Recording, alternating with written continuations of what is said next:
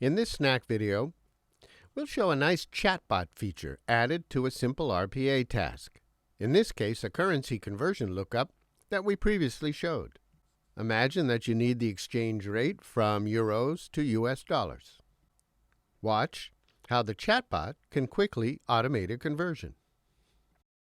I've launched the chat, and the bot asks how it can help, offering convert a currency as an option. First, it requests the source currency, so I'll put in euro. Then it requests the target currency, and I'll reply with US dollar. The chat triggers the RPA bot that we've already built to retrieve the data. In a matter of seconds, the chatbot returns with the currency conversion I was looking for. I got what I need. Thank you very much. If you'd like to learn how to build this application, go to the IBM RPA recipe series, look for my first bot, Part 4, adding a chatbot.